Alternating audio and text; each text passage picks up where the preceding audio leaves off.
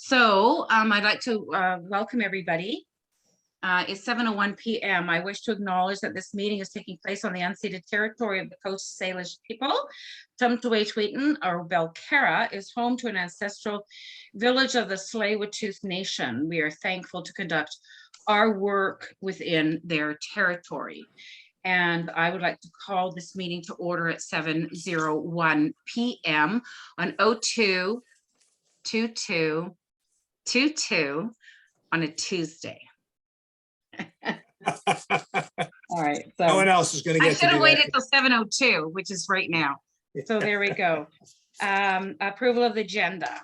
I'm looking for a mover for the approval of the agenda, please.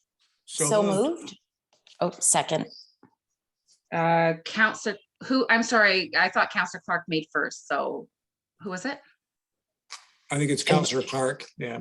Councillor Clark, moved by Councillor Clark, seconded by Councillor Drake. Councillor Drake.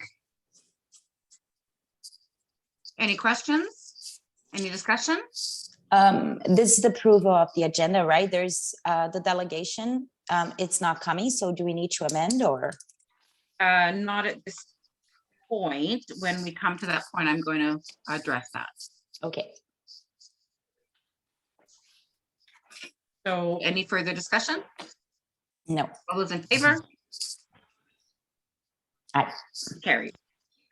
Number 3, adoption of the minutes, regular council minutes of February 7.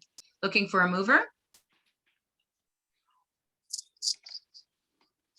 The minutes from the regular council meeting of February 7th. Can I have a mover, please? Yeah, I'll move. Moved by Councillor John Snell, second by Councillor Bruce Drake. Any discussion? Not seeing any. All those in favor? So moved, and we'll move forward with that. We are now going to Article 4, which is delegations presentations. So as I should have probably addressed at the very beginning, the reason I'm sitting in here as Deputy Mayor is that Mayor Jamie Ross unfortunately has contracted COVID. And as a result, due to his symptoms, he's unable to attend tonight's meeting. And he is resting and recuperating comfortably at home. But because this was his venue, we felt that it should have been postponed until Mayor Ross can return to council. So we've elected to have this particular delegation rescheduled to a date in March. All right, that takes care of number 4. So translate presentation scheduled for the council meeting this evening has been rescheduled for March 28, regular council meeting, March 28, 2022. All questions that are submitted by residents will be brought forward to the March 28, 2022 regular council meeting. Okay. That being said, we're going to move to reports, and Ken, can we please ask you to outline the report 5.1? Yes. Sorry. If I can just have maybe Paula show it on her screen, because I'm having a bit of video problems on this end.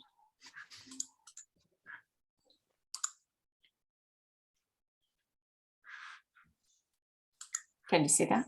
If you could make it a bit bigger, Paul, please.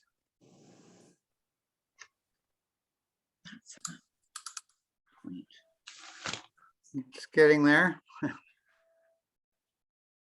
More. Okay, I think I can see that then. Right, so this report is produced so that we can add to the 22 to 26 financial plan bylaw those projects that were in progress or at the planning stages at the end of 2021. And then at the end of 2021, we didn't know how much progress we were going to make on the projects.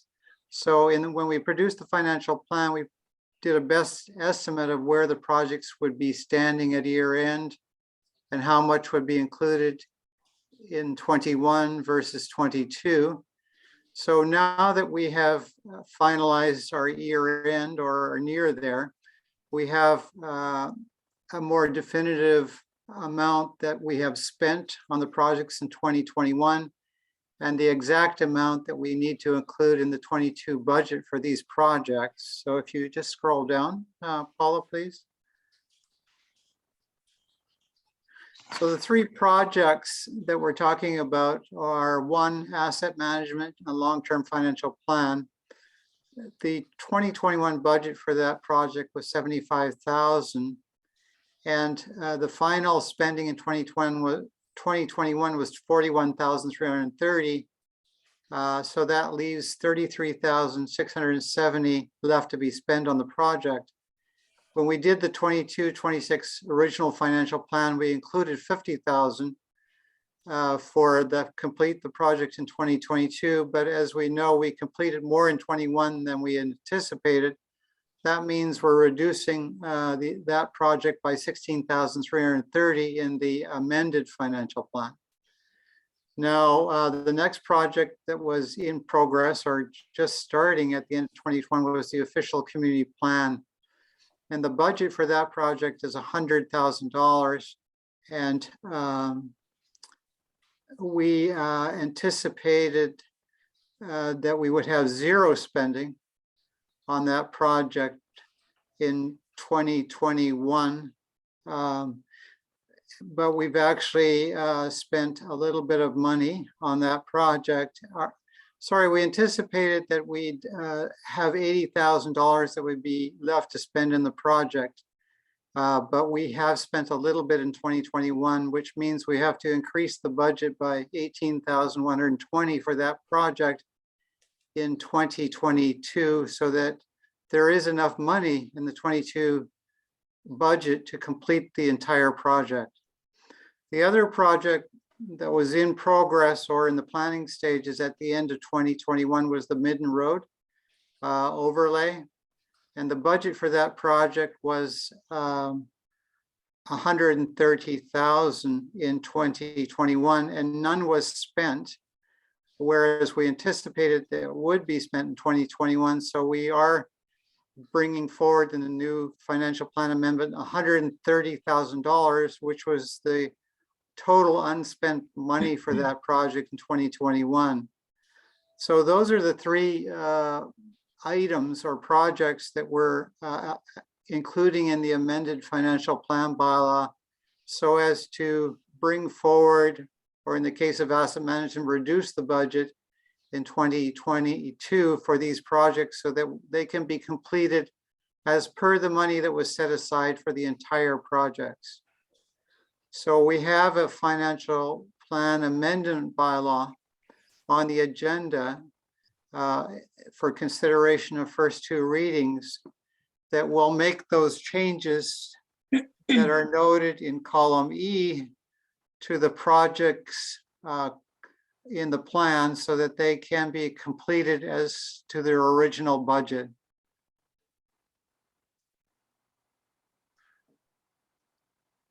Thank you, Ken. Was there anything further that you wanted to add? No, I don't think so. Okay. Any questions from the counselors? I just have to move my screen here. I apologize. I'm in a bit of a precarious little situation here. To move the motion for pre-discussion. I would like to ask that this report be moved for discussion. Yes, thank you very much. I will move the recommendation. Moved by Councillor Drake, I'll second. Councillor Carolina Clark, second, and discussion by council first. Yes, so I have my hand up, if I may. And we have Councillor Carolina Clark, whose hand is up first. Yes. Yes, thank you. So I guess a question through the chair to Ken. How come the official community plan it's being budgeted at $18,000 more?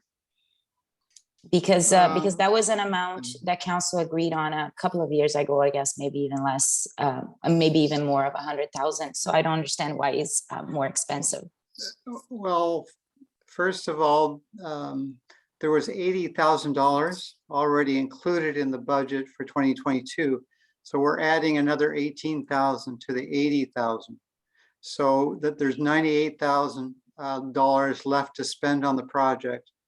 We only spent about $1,800 on the project in 2021. So the total project budget will be the $100,000, but it's just that we're setting up in the 22 budget how much is left to spend on the project, which is approximately $98,000. Okay, so we just spent $1,800 in 2021. Is that correct then? That's correct. Yeah. Okay, yeah, the math is not quite adding up to me, but I think it's 1880 to 1880. be exact. Yeah, Okay. it's 1880 to be exact. And that was spent on, I believe, some initial item from urban systems and some, I think an RFP was the other item that it was spent on. oh, we usually spend money when we put RFPs out. I didn't know that. I think it was spent on producing the RFP. And do we have an amount for how much was spent to produce the RFP? It was about $180, I think, around there. Okay, so $180 to create that. Okay, so if we had $80,000, and I don't know, maybe I'm misunderstanding something here, but if you're saying that we have $80,000 left, well, what happened to the other 20 grand? So what I'm saying is that when we set up the 22 to 26 financial plan, there was $80,000 put in the plan to complete the official community plan. It anticipated that there would be $20,000 spent in 2021. Right. So what we're saying is that $20,000, only 1,880 of it was spent in 21. So we have to add another $18,000 to the plan in 2022. So the total spending is $98,000 on the project. I'm still confused, but I'll leave room for another counselor. Thank you very much, Ken. Yeah. All right, next we have Councillor John Snell is next. Thank you.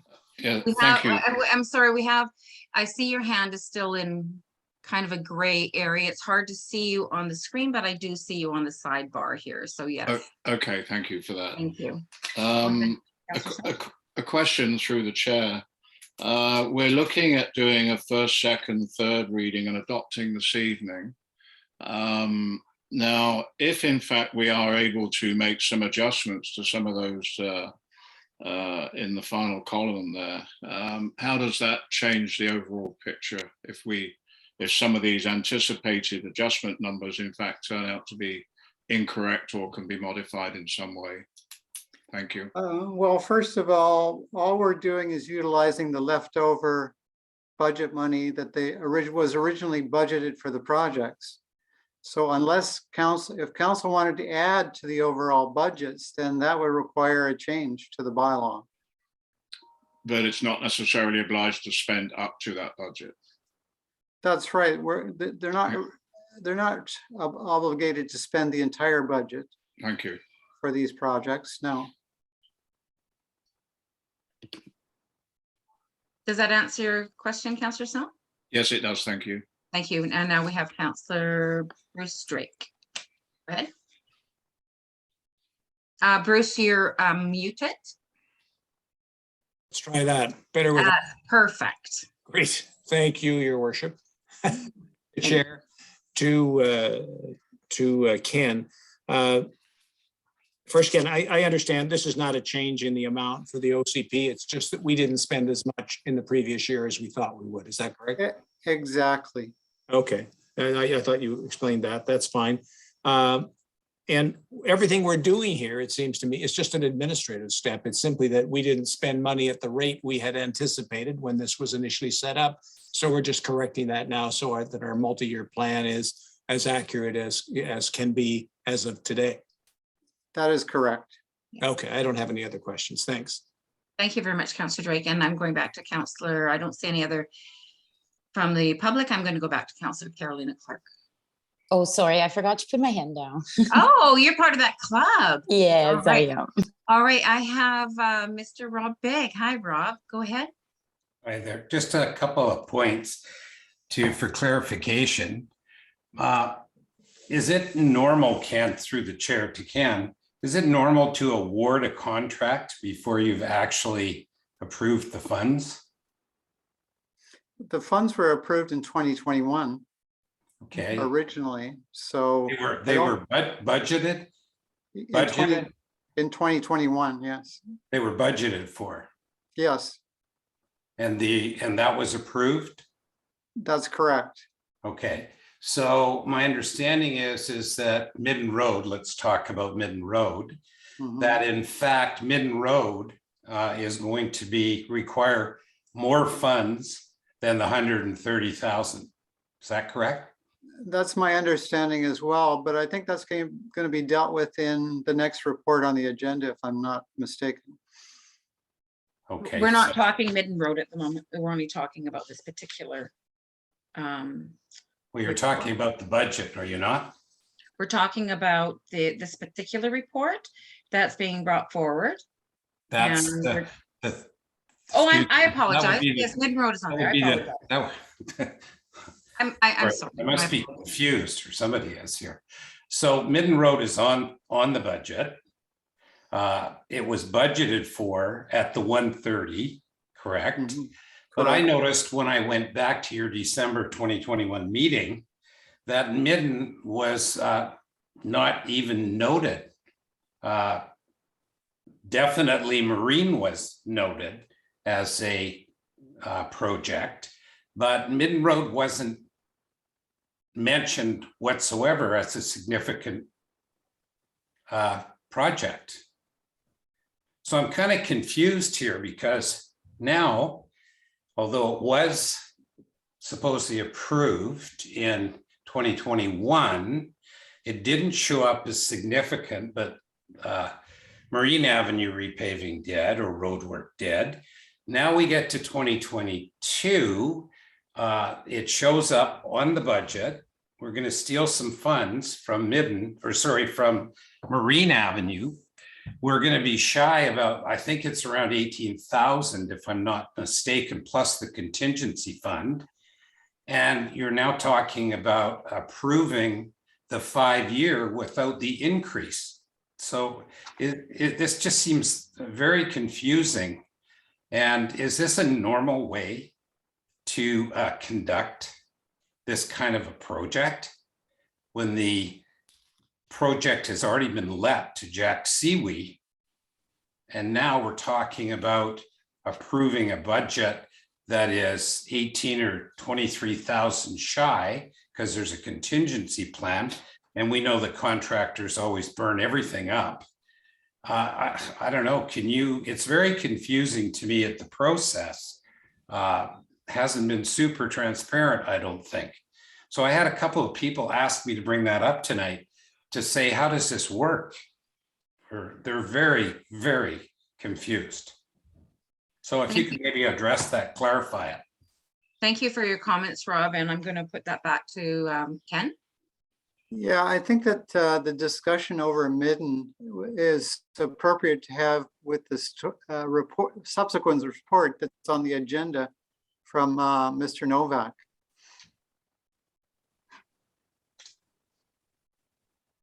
I'm not sure if does that. That doesn't really satisfy- answer my question. I don't know if that actually answers Rob's question. Well, I think that the subsequent report will get into the more detailed costs of how much Midden is going to actually cost. And then we can have a discussion around how that would be funded. Through the chair, I wasn't questioning the cost, I was questioning the process. Oh, okay. Well, the process right now is there's only $130,000 to be carried forward from 2021 for Midden. So that's being carried forward as an amended financial plan because it was unused in 2021.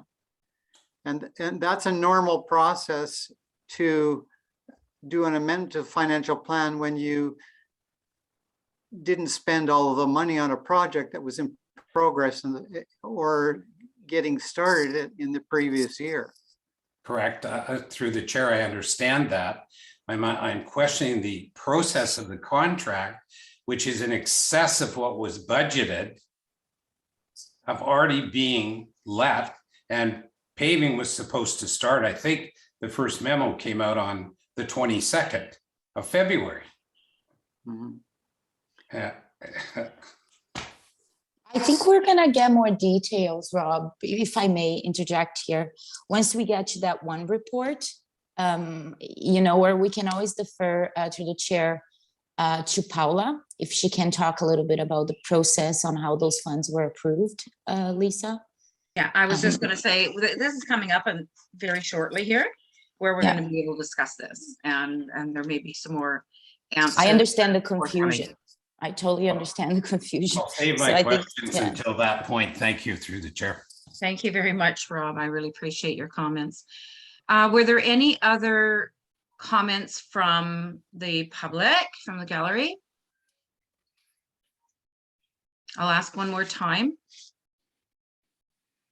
None being seen, I'm going to ask for final comments from the councillors. None being seen.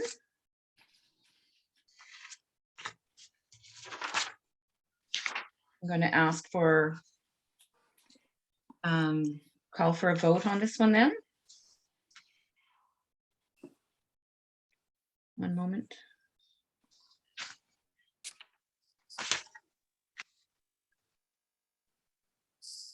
Sorry, my apologies, just one moment here.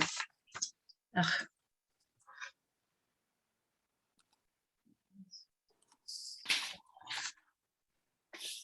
Would you like me to read the recommendation? Yes, I'm sorry, I'm just pulling my papers up here. It's been moved by Bruce Drake and seconded by Councillor Clark. Yeah. Got it. Okay, all in favor? Aye. Any opposed? None. Carried.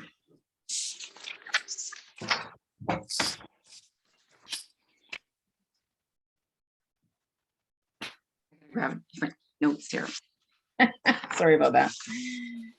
All right, so we are now at 5.2. I would like Stuart to outline that report, please, if possible. That this is on the Stuart Novak Public Works Emergency Preparedness Coordinator. The report dated February 22 regarding Midden Road and Belcarra Bay financial amendments. Stuart, go ahead. Thank you, Deputy Mayor Wilder. Staff asks that council approve an amendment to the 2022 capital budget for an additional $18,000 for paving of Midden Road and Belcarra Bay Road, and that the funding comes from the 2022 Marine Avenue paving budget. On November 8th, 2021, council passed a motion to accept a quote from Seaweed Construction for the paving of Belcarra Bay Road at the cost of $63,356 plus GST, and Midden Road at the cost of $71,000 plus GST, as well as a contingency for $5,000. So in addition to Ken's financial plan amendment, which brings the 2021 funding forward to 2022 for the allocated spending on Midden, additional funding is required of $18,000 for extra cubic meters of paving. These extra square meters of paving are necessary to improve the transition of Midden Road onto Bedwell Bay Road, where the road naturally flares out as it intersects Bedwell Bay Road. And the same transition is required at the turn where Midden Road intersects with Belcarra Bay Road. In Belcarra's 2022 financial plan, we currently have budgeted funding of $100,000 for the patching and paving of Marine Avenue. Staff is asking to move $18,000 from that budget, from the 2022 Marine Avenue funds to the Midden 2022 Midden project. Once again, the paving is expected or was originally expected to take place this week. However, it's delayed partly for this and other delays, and staff will notify residents prior to construction. Back to you, Acting Mayor Walder, please. Thank you very much. Do we have any comments? I have some, but I'm going to put mine aside here and ask if there's any counselors that have any comments on this report from Stuart Novak. I see Councillor John Snell. Go ahead. Yes, the motion is not on the floor yet, is it? I'm happy to move it. Oh, for I this. apologize. Yes. I'll Can I have someone that would move this report, please? I'll Thank you move very it. much for that correction. I will move it for discussion. John I'll Snell moved, second. and second by Councillor Carolyn Clark. And now we can have some discussion by council, and I'm going to go ahead with Councillor John Snell. Thank you very much. Yes, thank you for that. Presumably this this Midden Road work would bring that whole loop up to the standard of a regular MRN road. Is that correct? That's through the chair, of course.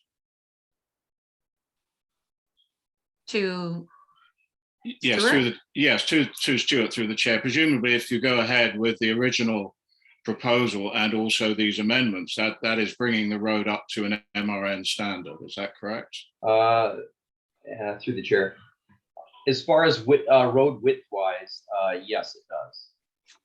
Okay, and the quality of service, the quality of the surface material as well. Is that correct? Yes, it's a full depth mill and fill and a regrading. So it is the standard that we've refurbished it to is a standard where bus routes can be used. Okay.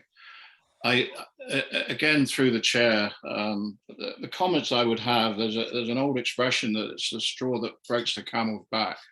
And I feel that this is an expensive project at 130. We have the contingency on top of that. Now we're looking for another 18,000. And it ends up being, you know, $150,000, $160,000 strip of road. And I really feel that we can spend that level of money elsewhere in the village to better advantage. And I put it to you, and I'm not a road engineer, but I did a little bit of research. And in 27 states in the US, they are vigorously unpaving low traffic roads. They're finding that they're finding a lot of advantages to it, especially on low volume, light travel. They are in fact depaving roads. And I just put it to you that something like Midden Road, in fact, if it was a gravel or similar type of road, it would serve as well. We've decided the road is going to be opened. Those sort of things are figured out. But I think when it comes to surface, it is not a high traffic road. The speed of people going around there is, can be reduced if it is a gravel road. It's flat, it's level. There's a lot of areas that really have only well-maintained and well-constructed gravel roads. As far as the emergency vehicles are concerned, a good gravel road would certainly be a lot better than anything that goes out to Farrer Cove. In fact, most of Sweden, once you start getting out of the major cities, is serviced by hard gravel roads, and it works very well for them. So I would like to see if some money could be saved by maybe investigating depaving it and doing it some other way. And I think that's really, I would like to get a feeling for that before we sort of start putting a lot of money into it. Thank you. Very much for your comments. Before I go out to the general public, are there any other comments from any counselors other than myself, which I will withhold my comments till the end? I'll wait for my comments until the end too. I want to hear from the public. Thank you. And I'm going to go to Mr. Rob Begg. Go ahead. Yeah, thank you. Now I'm really confused. This gets even more bizarre as we go along here. Couple of things, I guess, through the chair to Stuart. Has this contract already been let to the contractor? Stuart?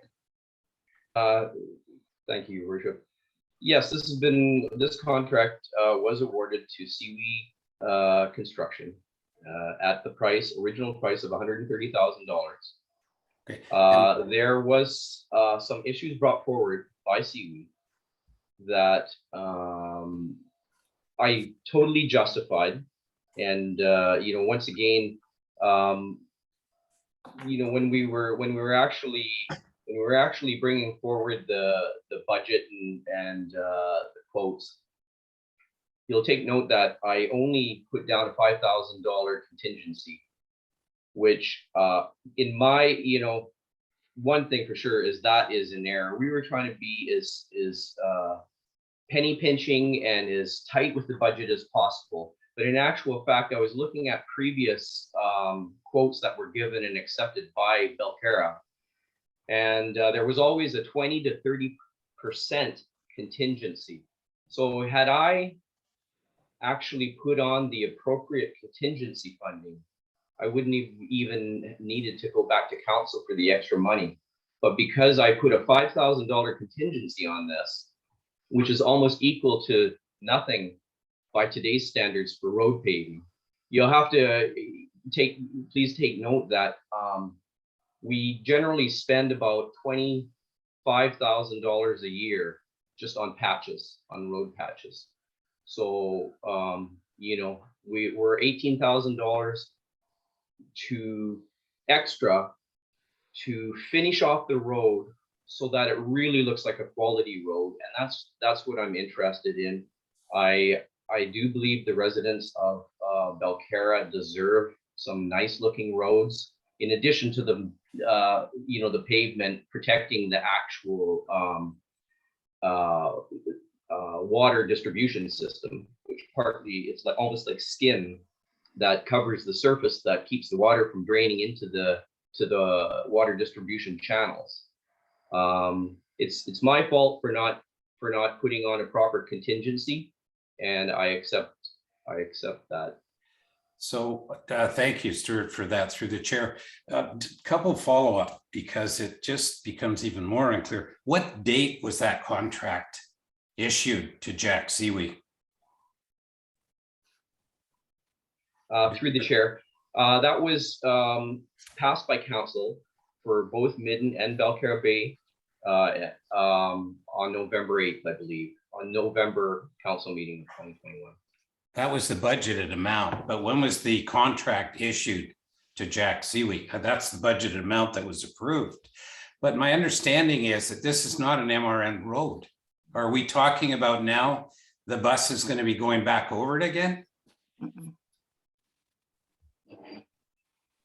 Through the chair, none of those issues have been decided. This is revitalization of the road. The roads, have been picked in terms of prioritized according to the 2017 road use study, and an additional input was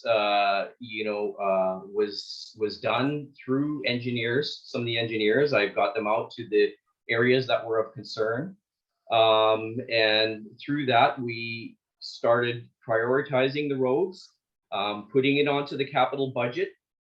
Because after all, we are working on our capital planning, and this is all part of the capital planning.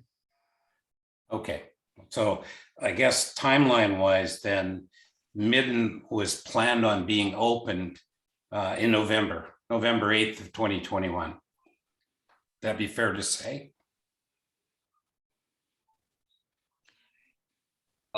Through the chair, the actual opening of Midden Road, I believe that is a decision left to council, as well as any of the other decisions on the bus routes, on the one-way or two-way traffic. That was to be discussed later tonight, I believe. Wow. Right. Okay. I'm going to move Thank you. forward. Thank you very much, go ahead. Mr. Begg. And now I do have two counselors. However, I did have Sherry or Jim Chisholm that had their hand up prior to you. Are you I'll wait for okay Sherry. if I defer back to Sherry or Yeah. Jim before I speak with you? All right, go ahead, Go Sherry. to Sherry. Hi. First of all, I certainly agree with John Snell that leaving the road either the way it is or undoing the what little pavement there is might help to slow things down. So I absolutely agree with John Snell. But I would also like to ask, is that section of Midden Road, will it be getting the bicycle, the 9-foot wide bicycle path?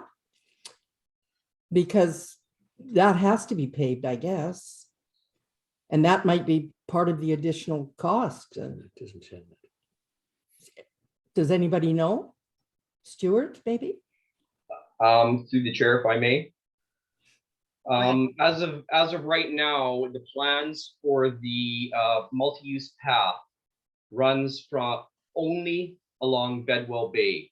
It starts at where Midden intersects with Bedwell Bay Road, and then it ends at the beginning of town. But it's not in the plans currently to extend down Midden. Good. Thank you. That answers my question. Thank you very much, Sherry. And I'm going to have Councillor Bruce Drake, please. Go ahead. My hand. Thank you. Thank you very much. Yeah, I just wanted to mention, Rob is correct. My understanding is Midden, that portion of Belcarra Bay Road running down to Midden are not in the MRN. So I was a little curious about myself about the question about standard and whether it would meet MRN standards. As those who have followed this recall, there have been efforts on more than one occasion to have the MRN designation extended over portions of Belcarra Bay Road, simply because the bus travels that way. And since it has to be a road that is used more by visitors than by residents, probably your best argument would be to take it down Belcarra Bay Road toward Midden and then back up Midden. But that has never been approved. So this is not an MRN road. I just wanted to make that point. Thank you. Thank you very much. And I do see that we do have another resident that comes in, but I'm going to first go to count. I can wait for Brian Hirsch. Are to you speak. sure? Okay. I rather wait for everybody to speak so I can put All my right. comments in after. What I'm going to do is I'm going to ask for last call for residents. And then we'll do our final call with councillors before we call for the vote. So I'm going to go to Brian Hirsch. Thank you very much, Brian. Go ahead. Just to say I'm in support of John Snell's position as well as Sherry's position, that I think we leave the road alone as it is, and at best perhaps just gravel it. But the potholes and the crumbling and so on will also help to do traffic calming. And rather spend the money, money will be better spent, I think, on the likes of Marine Avenue. Just leave the road as is. Thank you. Thank you very much, Brian. And I now have, I have Councillor Clark and Stuart. Councillor Clark, do you want to? I'll wait for continue? Stuart. Stuart? Okay, Stuart, go ahead. Stuart? Thank you, Your Worship. I just want to remind that the motion is for an additional $18,000 and that the road paving project has been already approved. So I just wanted to clarify that. Thank you for saying that. And Councillor Clark. Thank you. Okay, so yeah, so first, thank you, Stuart, to make the point. So, so we find ourselves here in a situation that the contract has been approved back in November. So there's two things here. One, I'm just going to note one thing and I'm sorry, back on the other item, when we were talking about the OCP, the $100,000 was actually approved in 2019 when Rob Vegg was part of council. So that was when that budget was approved for the OCP. But going back to Mitten Road here, you know, it's kind of hard for me because one of the reasons why I was in agreement in the last few years, in the last 3 years, to do some tax raise, it's because we need to put money aside for capital projects, to take care of our capital, of our existing capital, and also to fix roads, to fix tanks or water systems and all that. That was one of the biggest reasons why I agreed to those. You know, I understand until we have a full, complete asset management plan, we won't really know how much our assets have depreciated over time until we have that document. So we need to know how much we need to be putting aside correctly every year. You know, one of my views, when you know, at least for me, I find that one of my roles in here in council is, you know, that there's very few things that a municipality has to do that is basics, okay? For Belcarra, for instance, you know, you need to keep the roads on a decent, at a decent stage, I guess, and provide water and garbage services. So those are the three things we do. One of the main things for municipalities is to keep the roads in a decent condition. You know, I truly feel that although I do like the idea, because I like to save a buck, I do like the idea of just taking everything out, putting gravel. I like that idea, but I don't know if it would work well here, honestly. I'm concerned about, you know, when we have to plow the road and many other things. One of the main things that I kept on hearing, and I still hear to this date, it's when I was campaigning in 2018 as well as now, a lot of people have concerns and have complaints about the roads. You know, I don't expect us to drive over brand new roads all the time. I understand that we're a small municipality with a very limited budget, but I do expect our roads to be somehow in a better shape than Mitten Road is right now. When I look at all the roads in Belcarra, I find that Mitten Road and that stretch there that we approved the contract for, it's probably one of the ones that you know, that should be done sooner than other ones around the village.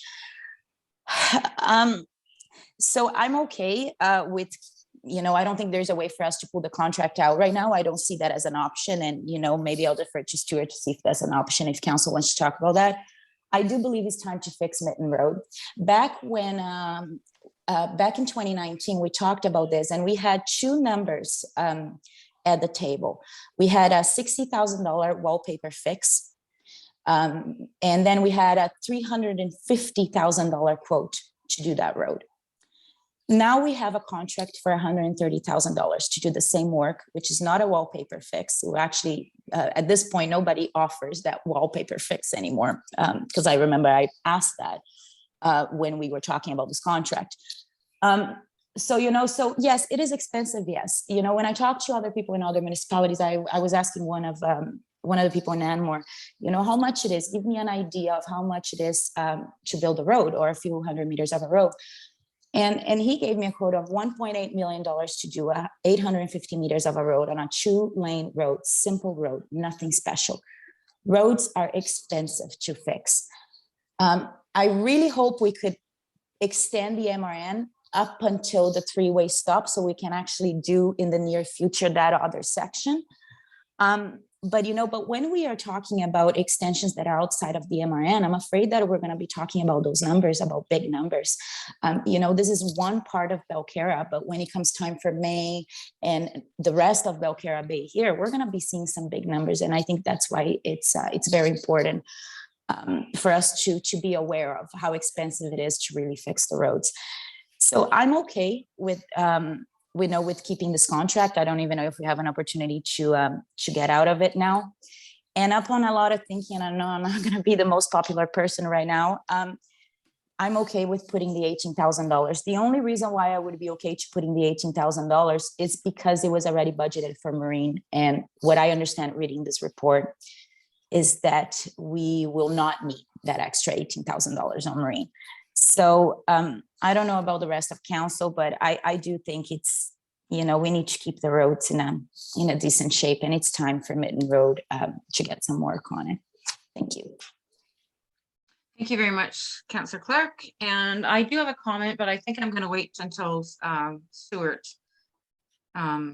makes his comments. Thank you, Stuart. Go ahead. Thank you, Your Worship. And yes, I just wanted to, I know I shouldn't be giving too much of my opinion just because I am the public servant and it's council's decision on everything. But, when other municipalities build roads, they usually have the planning department involved and they present a full revitalization scheme. And then they have the engineering department involved and they design the full depths and all the details of the road itself. And then they have the surveying to be done, so they'll know the exact amount of cubic meters that are required. And it would still cost at least 3 times the amount to do the road that we are doing in Belcarra right now. And they would probably still go over budget, almost guaranteed. And in Belcarra, there's one person that is, doing RFPs and calculating the roads. And of course there's gonna, and like I said before, if there was, even with that, if there was 20% contingency budget, like there should have probably been, then there would have been absolutely no issue. We would have had the roads done already. And in addition, I just want to give some comfort in that the 2022 budget for roads on Marine, we do have that money available. And that money, I still plan, it'll probably won't be done until 2023 because everything's getting farther and farther behind, but that money is there. And I actually don't even know exactly how much we're going to be spending on Marine. I consider it a very high priority because I got to get rid of some of the cracks around 3700 block because it's right where the water distribution system is. And for me, that is the most important, to be protecting the water distribution system. But the money is there. We're $18,000 difference to make it a nice looking job compared to cutting and leaving some old patches there. I don't want to do that. Back to Acting Mayor, please. Thank you very much. And I guess I will still withhold my comments. I'm not going to take any more comments from the gallery. I'm going to go back to Councillor Snell, Councillor Clark for one more comment each, and then I will speak. Go ahead. Yeah. Yes. Thank you. Yes. Thank you for that. I appreciate the contract has already been awarded, and the company it's been awarded to does a lot of work for the village. So I'm sure they will be involved in many road projects in the future. And if in fact, let's just say someone does want to de-pave a road and turn it into a good quality alternative, then I'm sure those same people would be involved. Midden Road is not a major thoroughfare. People go in and out of the village. They've been doing it very nicely now on acceptable roads for the last couple of years. And I don't think there would be too much objection going over a nice, properly graded, hard compacted gravel road. They're very functional. They are on the long term, they are cheaper to maintain than a blacktop. And that seems to have been proven. A number of studies. You can go to Google. You can go in there and look about de-paving roads. There's an awful lot there about it, and it makes a lot of sense in rural communities, low volume traffic, and especially in an area like Midden Road, which is flat, it's level, it's short. It's not going to be, you've got slow traffic moving along there. I think it's worth considering before we go further and spend $150,000. So I will not be supporting this motion. Thank you. Thank you very much. And last call for Councillor Clark. Last call. It's so hard for me because I do agree with John. I'm on a pickle here, but I think, yeah. Okay, so just one thing, through the chair to Stuart. So I thought that you were pulling $18,000 from Marine because you weren't going to spend that much. So, but the fact is that we won't even fix anything on the Marine this year, just next year. So is that correct? Through the chair to Stuart. Go ahead, Stuart. Thank you, Your Worship.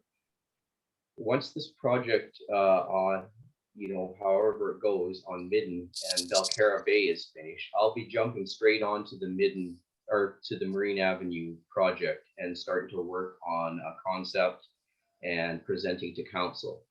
The way things are going and how long things take, I was just advising that I wouldn't be surprised if it ends up being 2023, but I plan and I'm going to be working towards getting it done in 2022, because in the past 2 years prior, we were working on a lot of MRN patching and paving.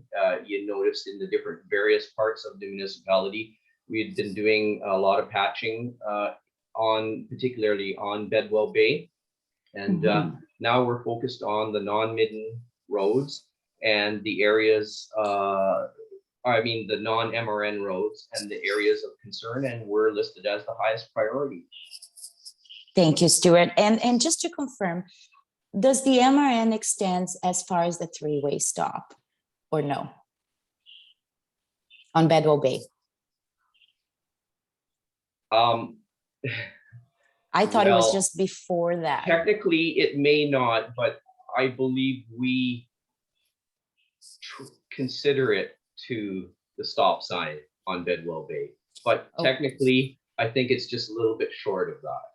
Okay, I think one of the course of actions here, because in 2019, this council, the mayor at the time, was trying to extend the MRN through the loop. But I think a better way to do this is try to extend the MRN through TransLink all the way to the three-way stop sign, because I'm pretty sure it stops at the yellow gate there. Anyways, for something for the TransLink, Mayor Ross would be to think about. Thank you very much. I'm done. Thank you. All right, thanks. I'm going to stop any further correspondence on this. And my only communication on this is I'm shocked that why wasn't this addressed originally? Like, everybody knows what the road is like on both sides, on Belcarra Bay to Bedwell and Midden to Bedwell. So why in the heck wasn't this even addressed at the beginning of the budget or the quote? And why is it all of a sudden popping up at the end? That blows my mind. Sorry. Like, it just does. And I know it's only 18,000, which is about $75 a household, but you know what the roads are like. How could it not even have been addressed way back then? And that's my comment, I guess. Sorry to Stuart. Thank you. Your Worship, did you want me to comment or?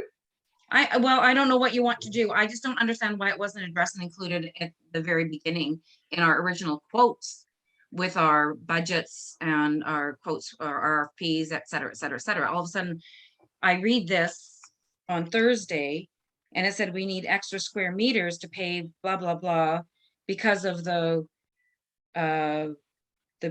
natural flares. Well, the natural flares have been there from day one. So how could this not, how was this missed? I'm sorry, how was this missed? This is how was it missed? Sorry. So that just jumps right out at me. Yeah, no, I once again, I'm accepting 100% blame if that's the case. We have no engineering department. I measured the roads best I can. When CWE came out and we marked out the roads, and there's a lot of little dips and turns and issues that they brought up that, and once again, I think they're very ethical. They want to do a very good job and they point out these small things And then then when they point them out, it's like, yes, of course we have to do that. And then when you add up the square meters, square meters add up incredibly quick. As I noted earlier, our patching and paving budget is $25,000 every single year. And that, that's just little bits and pieces here and there. And so that's the extra difference. The difference between making, making it a really nice looking project, finishing it off properly, rather than having some old pieces that are within a brand new road. All right, well, I guess I'm a little bit disappointed in that, that's all. So I'm gonna hold my comments, and we have one more comment, and then I'm going to go to the vote, and that's Councillor Great. Thank you. Go ahead. Thank you very much. First, I'd like to say, I think that the point that Stuart makes is a very good one. I mean, we do not have an engineering department preparing these estimates, and we'd be sinking an awful lot more than an extra 15 or 16,000 if we were getting that type of study done. Now, this is basically 15% over what we anticipated. Let's hope it finishes at that level.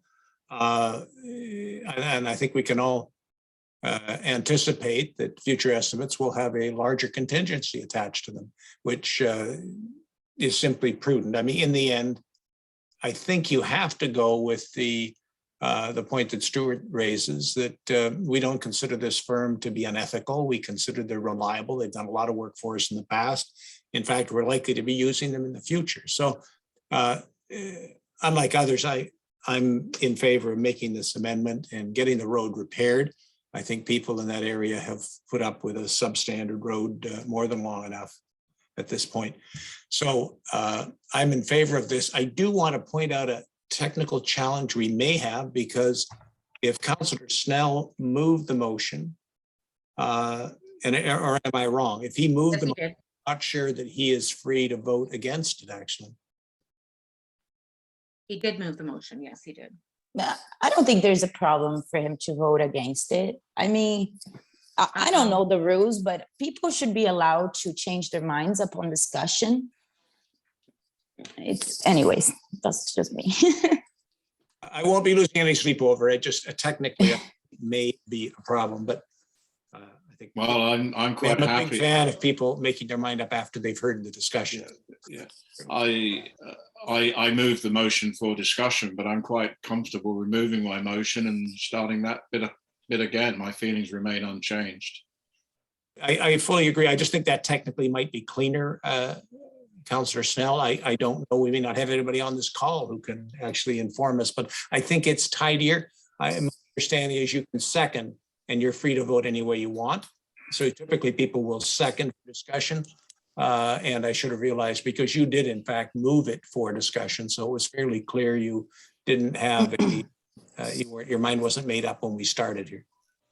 Okay, so what I'm going to do is I'm just going to maybe defer this. I'm not sure if our acting CAO Paula can address us on this, whether John Snell, Councillor Snell, can withdraw it, and Councillor Clark was the one who seconded it. Maybe I'll move the motion then.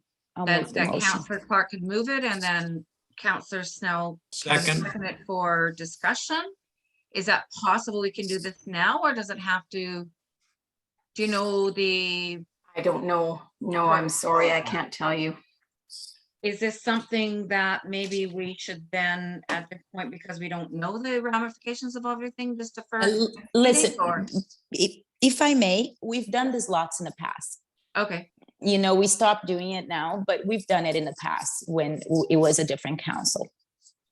We did it in 2018 and 2019. I've moved tons of motions that I voted against because I had no clue about this. So you withdrew the motion, and then it was re-motioned by. Yeah, I can move the motion if they want to drop the motion, but yeah, sure. Now, I'm in a bit of a quandary because I'm not quite sure how this happens then. So, okay, so Councillor John Snell, you are going to, we've had all this discussion. You are, it's not been, you are going to move that you withdraw your motion? I'm going to withdraw my motion. Okay, Simple as that. And then somebody else moves it and somebody seconds it with discussion. We've done I our will chat. move the motion. And that's Yeah. it. We've John done our, Snell has withdrawn. yeah. I'll And- move the motion. Council Clark has moved, I'll second. and Councillor Bruce Drake has seconded. We've had much discussion. And I am going to, I think at this point, call for the vote. If there's any further discussion, first of all. Any further discussion, I'll ask a second time. And a final time. And then I will call that council approve an amendment to the 2022 capital budget for an additional $18,000 for paving of Midden Road and Belcarra Bay Road, and that funding come from the Marine Avenue paving budget. All those in favor? Aye. 1, 2. And Councillor John Snell is opposed, and I'm going to vote in favor of this, so I'm going to advise that this passes. Okay. All right, and we're going on to the next item, which is 5.3. 802. I'm going to ask Paula to outline this report, please. Paula, our acting CAO. Thank you for acting today. Lorna's on the beach in Mexico. And Paula, You you're on muted. mute. I say this is not my forte, so I just, this report, the purpose of this report is to provide council with the results of the resident feedback request on the Midden Road reopening. 36 responses were received and the information is summarized in the report. Council was provided the full responses to the survey, and I'd like to thank the residents who participated. The council was provided with all the feedback in full, so they could read all the comments that were made by others, by everyone who sent in their information. It's pretty much outlined in the report, answers to the questions and other comments. Thanks.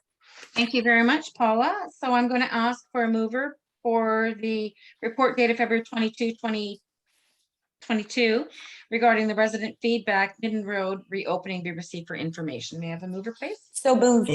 Second. Councillor Clark and second by Councillor Drake. And I'm going to ask for council discussion, please. Go ahead. Anybody? I have nobody. Nobody from council. Do I have anybody from the general public? Nobody from the general public, but I see Councillor John Snell now has raised his hand. Go ahead, Councillor Snell. Yes, thank you. I thought that was a very interesting set of results there.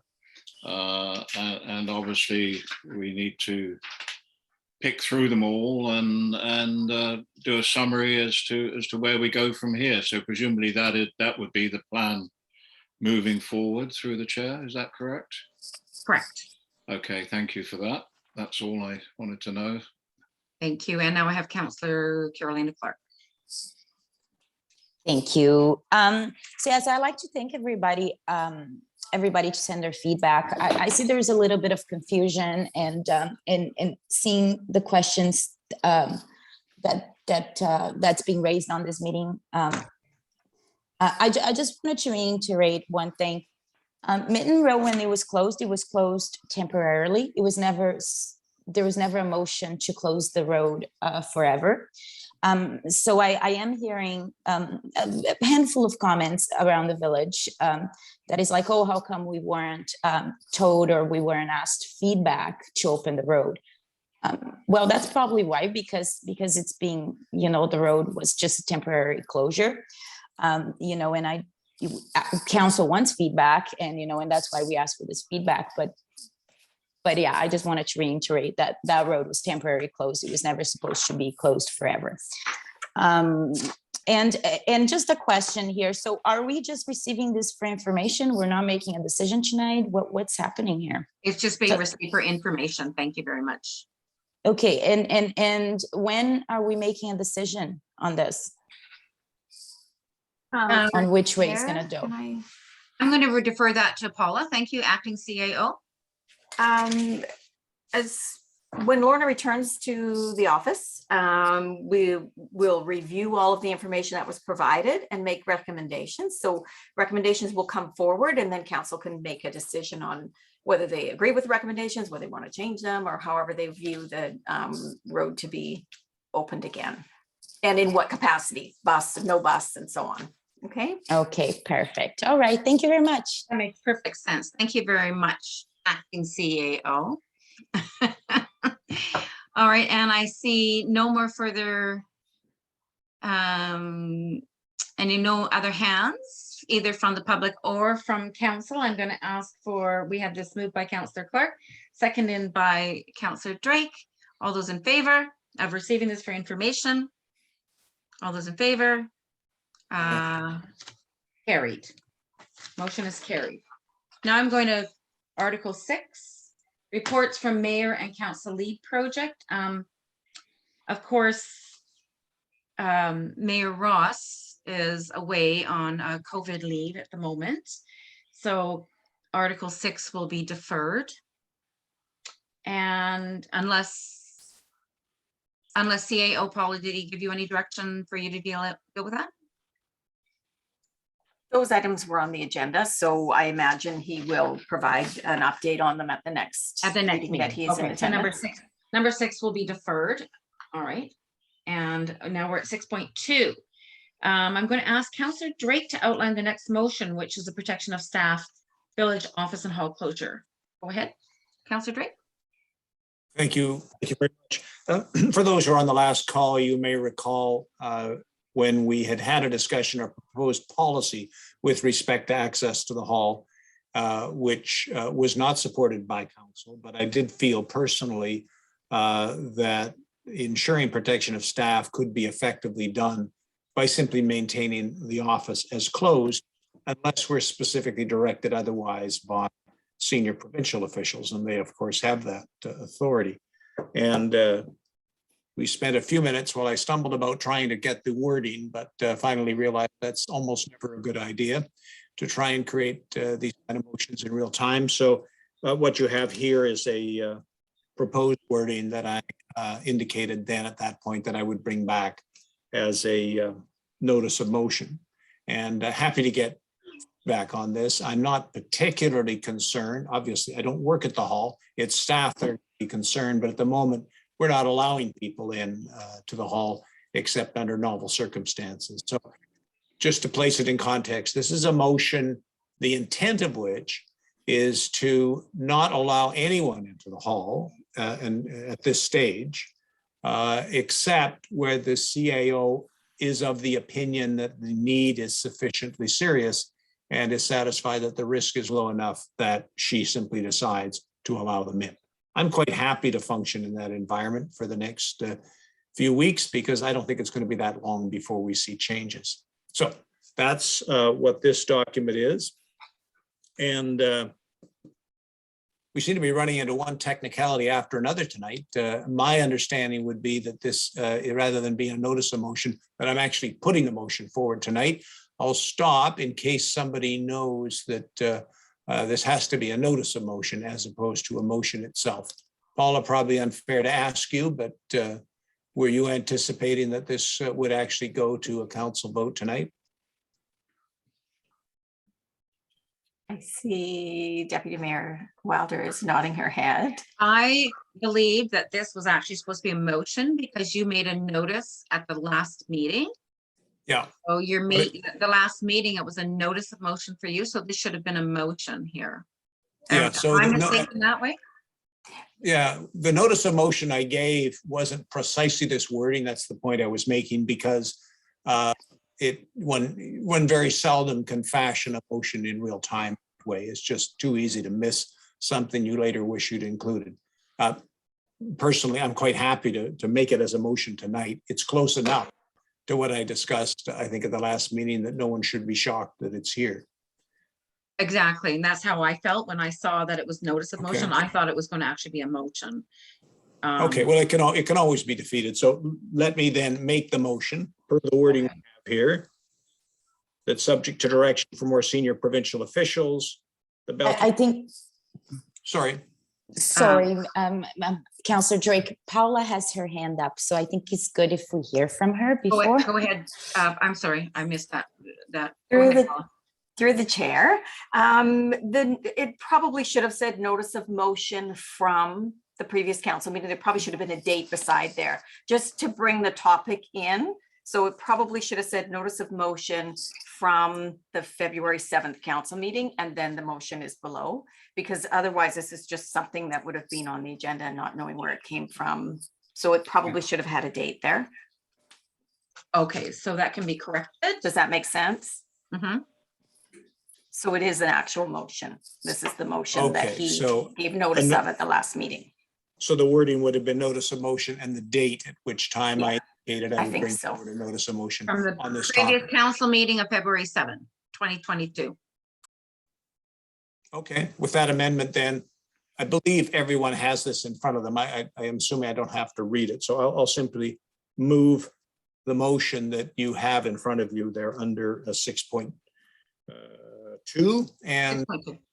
yeah, and reiterate the summary I gave before. This simply leaves the discretion for access to the hall in the hands of the chief administrative officer. Does not specify what criteria they would use to decide when and if they would allow someone into the hall. CAO or acting CAO. Correct. Thank you. All right, that being said, I would like, is there anyone that would like to move this motion? I'll move that. Moved by Councillor John Snell, seconded by, No, it was moved by Councillor Drake and seconded by Councillor sorry. Snell. I'm Yeah. sorry, May I suggest a friendly amendment to the motion? a friendly amendment. Right. I think that I think it's better if we take this first part out and that the motion reads only. It starts here that the Belcarra Municipal Hall and buildings remain closed to everyone other than staff until further notice. The reason why I want to take this first part out is that it kind of leaves a great area in my head if you say that subject to direction from more senior provincial officials. We can, this could go both ways, in my view, that sentence right there.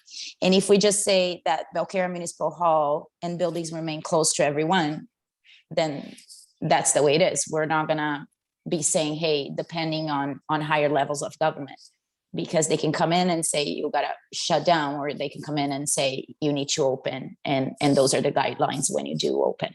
I would rather do what we can without giving room for higher levels of government to come and do what they want. If you know what I mean. So does that make sense to anyone? So subject to direction from more senior provincial officials. That's the problem that I'm having with this specific motion. Councillor Drake, go ahead. Yeah, I appreciate the wish to make the statement. It would work using that statement, but in this case, as it's a public health matter, we are totally under the direction of more senior provincial officials. So that's why I included there.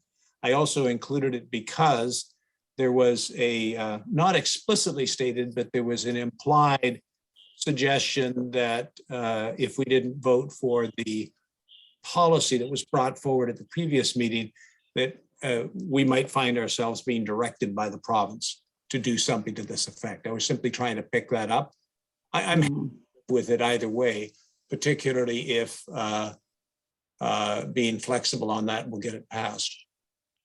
So watching John Snell carefully to see if there's any indication from council. All right. The inclusion or exclusion of that phrase matters. Yeah, I want to hear too from him. Yeah, we'll Councillor see. Snell, Yeah. Councillor Snell, we'd like to hear from you now. Thank you. You'll probably be disappointed to learn that I'm totally in favor of as it's written. My comment would be that, we're all operating under sensible guidelines, and the province has put out guidelines, and the province is full of gymnasiums, bars, restaurants, or you name it. We only have one building where people will mingle. And I believe that our CAO or acting CAO, I think it's paramount that we keep them safe and we keep them working. And I personally do not have a problem having it absolutely shut until such times as the province says that the vaccinated can move freely amongst the anti-vaxxers and that there's no longer any need to wear any masks. So until that day comes, I believe our staff should have the ability to keep the door shut.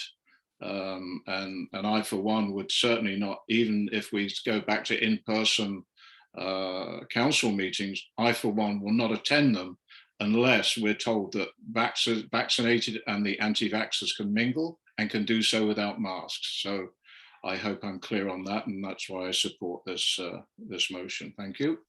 Thank you very much. All right, that being said, I see no more comments from either our council. I'm going to ask for final comments from our public gallery. I have one comment, Joe Elworthy, our illustrious Joe Elworthy. Go ahead, please. Thank you very much. Let me get this. Thank you. Yeah, I appreciate the technicalities and of notices emotion and what's right and everything. But what is really right is protecting the workers here, and with no policy and the appearances of us voting down a policy, or you of council voting down a policy, I think this is a good compromise and shows a good demonstration, irrespective of the fact that, of course, we're bound by legislation and dictates from the offices of the public health officer. So I would say kudos to you, good decision, and I would certainly applaud it. Thank you. Thank you, Joe. Thank you so much. Any other comments from the gallery before I close off and go back to council before asking for a vote? Last call from the gallery. All right, then we're going to council. We have Councillor Clark. Go ahead. Thank you. No, so okay, so that makes sense to me now. If everybody's comfortable with that, I just didn't want to, have this going one way or another, but it makes a lot of sense now that I heard everybody's comments. It makes a lot of sense the way it's written. I agree it's a good compromise. And I really agree with John Snell's comment. I mean, although I'm not going to use the word anti-vax, but until the vaccinated and the unvaccinated can come and be together, in the hall without a mask, I think, I think that's the right way to go. So I'll be supporting this, and yeah, I'm looking forward to when everybody can be together. Thank you very much. All right, no more further comments from council. I'm going to call for the vote. All those in favor? Aye. And the vote is carried. Thank you so much. And it's now 8:19 p.m. And we're going to 6.3. This is council strategic plan priorities. We're talking the parking survey. This was a report that was going forward between myself and Councillor Clark. But since I'm sitting in this chair, I'm going to turn it over to Councillor Clark. Thank you. Go ahead, Councillor Clark first. All right. So we read, we're on item 6.3. So this is part of the council strategic planning priorities, the parking survey. We've been promising a parking survey for everybody for a long time. All kinds of stuff happened that put that behind, and it's finally here. So the idea behind this, so the motion is, that a parking survey take place as part of the council's strategic planning priorities, as the parking bylaw enforcement. So we're going to try to put a survey up on the website so people can go straight on the website and respond to everything there. Hopefully that's the way it's going to happen. That's the way that we'll be talking about, and hopefully that's the way it's going to go. So we're thinking about doing something like Survey Monkey and have some questions that everybody can go there on the website and answer those questions, and it will generate a report that will come back to council, and then we can talk about final decisions prior to Belcarra started getting too busy again. So I'm looking forward to this. This is just a motion for us to be able to generate those questions. And once they are prepared and they're on the website, we're gonna do a mail out for everybody. We're gonna send an email to all the residents, put some notice on the bus stops to let them know to complete the survey. Okay, so I'll move that motion and looking for a seconder. Thank you. Moved by Carolina Clark and second by I'll second. Councillor Drake. And further discussion, I'm going to ask for Councillor Drake. If I might, yeah, I mean, I'm supportive of this. I have to apologize. I'm going to have to step away for a few minutes, but I believe that still leaves us with quorum. And I am supportive of this, although if I'm not here when you have the vote, I assume this there'll be agreement among the three of you. I'll be back in a few minutes. Thank you, Bruce. Well, before you, oh, he's gone. We've lost him. No, he's there. Still here. Oh, I was going to say, if there's no other discussion, all it is to say that we're doing a Survey Monkey. If there's no discussion, can we just vote on it and just move forward? I see no discussion. I see no discussion in the gallery. Any further discussion from council? All those in favor of Survey Monkey? Aye. We're going to try and bring this forward to the next council meeting. All those in favor? Carried. Thank you. And we're losing Bruce at 8:22 p.m. Okay. And so now we're still in quorum, right? We got 1, 2, 3. Okay, we got 3. Reports from CAO. There are no items. Any bylaws? No items. Correspondence, number 9. So we have, can I have a motion that the correspondence that's been received? Yes, I'll be move. received? By John Snell, second by Carolina Clark. Any discussion on the correspondence that's been received? There are, Yes. okay, go ahead. Looking at the 3 letters, 919293. Correct. They are all basically from municipalities that are looking for support under Bill C-216, which is a national strategy, and another one regarding, where are we now? It was on Wildfires. On wildfires. And I believe that we should be lending our support to these communities that are showing some initiative for 2 very important subjects. So I would elevate those to action items and suggest that the office would lend our support in the traditional manner. Thank you. Thank you. Councillor Snell, any other comments? He wants to put it for action, so I'll second. And second by Carolina Clark. All right, so we're asking then that the correspondence that's been received for information, all 3 items, 9, 1, 2, and 3, be elevated to action items for response from the village. Yes. A support. Excuse me. Go ahead. Through over to Paula, our acting CAO. Hi, sorry. Okay, so we have a motion on the table just to receive the items, and then we can move on and move a motion to respond to them. So we have to vote on that first one. Is just a motion to that correspondence items 9.1 to 9.3 be received?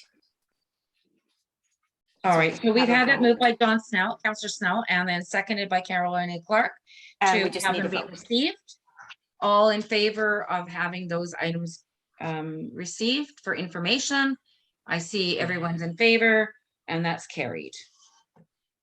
So then now there's gonna, under action items, now it's been moved by Carolina Clark to have the item, I'm sorry. It's being moved by John Snell. To have these items moved to an action item, to elevate them to an action item. And they've been seconded by Carolina Clark.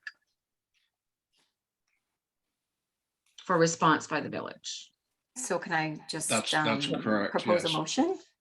Yes, please. that go ahead. items 9.1, 2, and 3, a letter of support be sent Yeah. to, Each of the, I'll get it all worded out for you, and I'll have letters written back to the 3 items. a letter of support to each of the municipalities, which is Yes, from Cumberland, the Chase, and municipality. North Vancouver. Correct. And all in favor? And Aye. that's carried. Oh, Are we good with that, Paula? did you vote on that, Bruce? Councillor Drake? Oh, he's back. We'd already voted and Yeah. we were still in a quorum.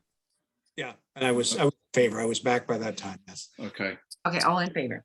So the 3 items, Bruce, in case you missed it, the 3 information items that were accepted to be received for information have now been elevated to as an action item to send a letter of support for each of the Village of Cumberland, Chase, and District of North Vancouver. Yeah, no, I'm in favor. Thank you. Thank you very much. Okay, all in favor. And we're now on to new business. I'm going to ask first if any council members, I guess only if any council members have any new business.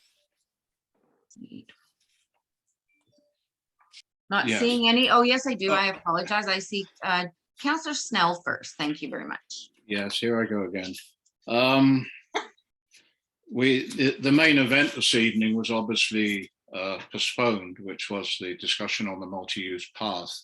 So I will not talk about the multi-use path. But one thing that has happened over the last couple of weeks, the issue of the multi-use path has come up quite often and had a lot of feedback and a lot of calls and bumped into a lot of people walking around, which is encouraging because there's a lot of interest there. And a number of people have commented on the support that this council gave a year ago to tidying up a lot of the side of the roads. And that was supported by Colleen McDonald. She supplied us with a number of photographs and illustrations as to how we could very easily clean up the side of our roads with probably fairly lightweight landscaping machinery and at least have a good walking path. It was a shame that it was a great idea. It was a year ago. There was a lot of support for it, but the program just did not gain any traction.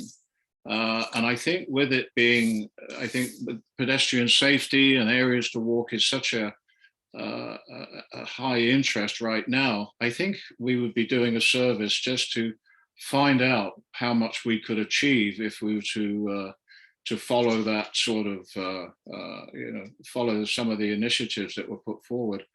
I would suggest that the area from Senkler Road to Watson is in probably pretty good shape for pedestrians.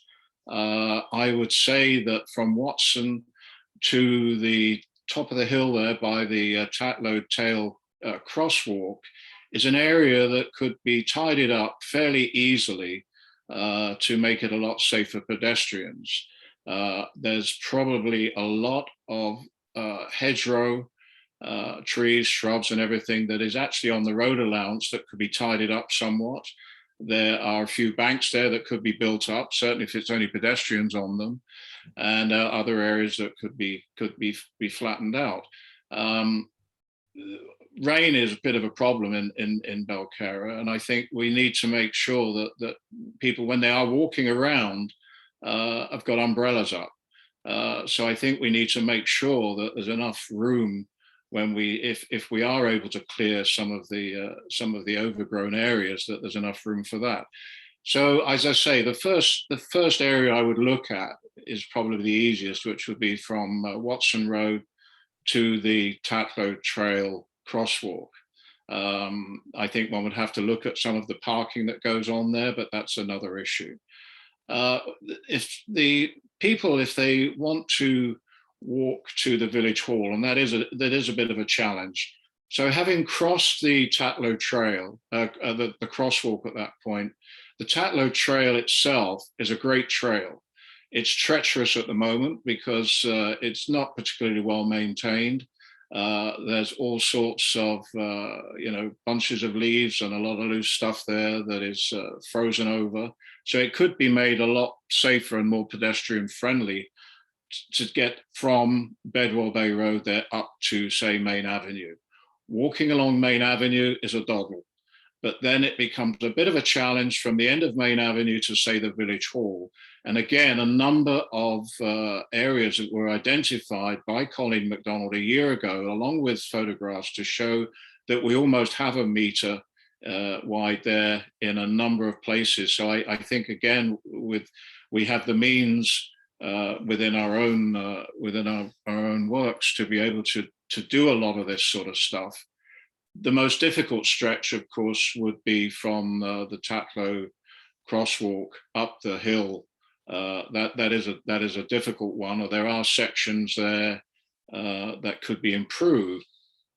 But I would like to see, if one is going to make a motion, or I would move that we take a look at doing some of those simple economical repairs before we go too much further. And at least I'm getting the feedback from a lot of people that, okay, they'd like to see something along those lines looked at. And I think it would be good on our part. We're here to listen to our villagers and convey their thoughts and concerns as a group to move ahead with. And I'm just sharing those with you now. And I think they've given us some good ideas, and we have a few weeks now before we need to talk further about the TransLink initiatives and how we make that work. But it would be good to have some answers of an alternative ahead of time. So I've spoken too much. I would leave it with that. But I would move that we investigate some of those more simple, straightforward, quick and easy options before we go too much further. Thank you. Thank you very much, Councillor Snell. Now I have Councillor Bruce Wright. Go ahead. Thank you. It's wasn't the point that John raised I was going to comment on, but I am now tempted to wander into the area. Thank you for the summary, John. I share the view that we really ought to be focusing on those areas that are most difficult for people walking at this stage. And I would point out that what we've done thus far with TransLink has not committed us to proceeding with a TransLink-based design.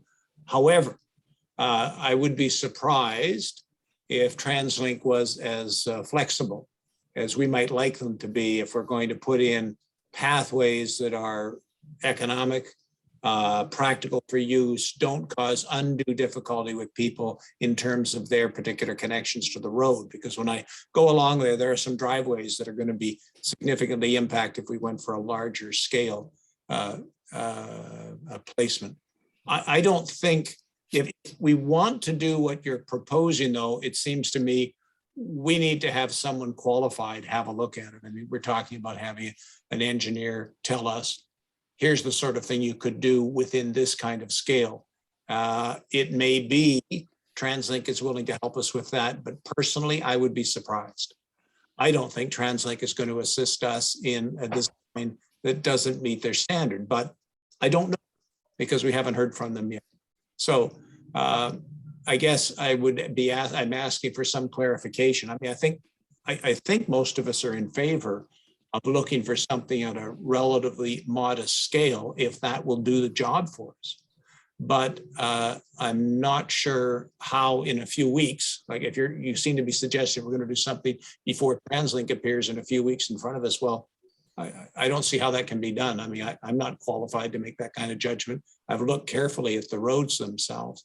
Are you suggesting we should ask for some engineering work, or are you just suggesting that I don't know, Stuart's going to do that on his own? Through the chair, if I Go might. ahead. Through the chair to Stuart.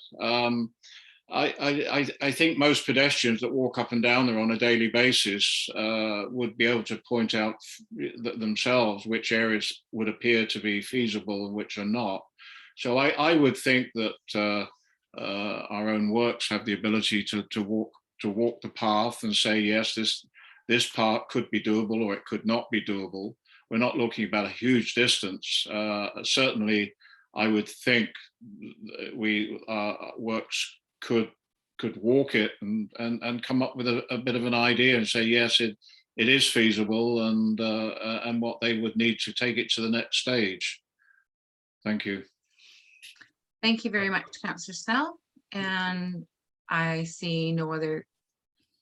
I think he posed a question to Stuart.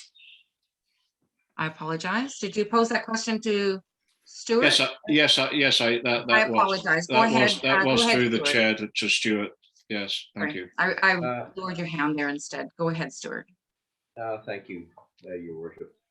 In terms of the actual designated trails, like Cat Low that you mentioned, we are actually in discussions, and we have been doing some work rebuilding some of the stairs, and we've got a plan in place for widening the trails and making those ones safer. So if there are any particular areas that you're concerned about, please send me an email and I'll look into it for sure. In terms of the possible walking areas along Bedwell Bay, and it's really the same issue I have as TransLink has. And I actually have talked with staff about cleaning the area up and make it easier to walking, but we always call it a road shoulder, and we don't want to designate it as an actual trail. And that's 100% for liability, because there's municipal standards, the same kind of standards that TransLink goes by for whether it's a gravel path or any path. They have to meet the standards, and if they fall below those standards and we encourage people to walk them and somebody gets hurt, then it becomes a liability for the municipality. So although I have talked about cleaning up that area and getting some a mini excavator or something to flatten out that area, because we don't really have the right machinery for it, we're still talking about that. We'll only be calling it a road shoulder for those reasons that I cited. Thank you. And one last thought that still might not satisfy your interpretation of an actual walking path or trail. Well, I guess I still can speak on the subject. Okay, so let's stop calling it a path along the roadside and call it the shoulder. The shoulder right now is in a poor state, and the shoulder could be turned into something a lot safer than it is now with a minimal amount of work. Your earlier comment suggested through the chair that you like to keep the shoulder a bit of a mess to encourage people to walk on the road for liability reasons. Was that the point you made? Because I think as a pedestrian, I'd sooner walk on a high grade shoulder than in the road. Thank you. Through the chair, if I may, please. Oh, go ahead. No, I didn't. I wasn't encouraging people, and I wasn't indicating that we're going to keep the road shoulder in poor condition to get people on the road. We were discussing ideas of bringing in machinery to actually improve the road shoulders as they are. Okay, thank you. And I now have Carolina Clark. Councillor Clark, go ahead. Thank you. So yeah, so thanks, Stuart, for the clarification. I understood that you were saying, well, through the chair, that you were saying that you're starting to clear that up. I agree with councillors now. I don't know if this is, if I don't know if we should do a motion on this today, because my view is that when you do a motion, like, what are you asking for? Are you asking for a report? Are you asking for an engineer to take a look? But I will say that I agree with all councillors now's comments, as well as Bruce Drake's as well. Let's improve the shoulder of the road, and let's call a walking shoulder, or just the shoulder of the road. And yeah, trim the bushes, make it a bit nicer, make it a bit cleaner. And yeah, that's where I'm at with this. Thank you. All right, so I've got my hand up, and then I think Carolina, yours is to be lowered now, is that right? And I had Bruce Drake, or was that part of that club? No, I saw you had your hand up. I was going to want to hear from you first. Oh, well, I appreciate all the comments under new business here. I personally don't want to see a motion here right now. We're talking about MUPs, and I really would like this to come back when Mayor Jamie Ross is back. So we have a full contingent of council, because that was the whole point of this at the very beginning, why I'm even sitting in this chair, is the MUP was set aside until he was back in the chair. So I appreciate everyone's comments, but in my opinion, I don't think I want to see any kind of motion or of any kind tonight.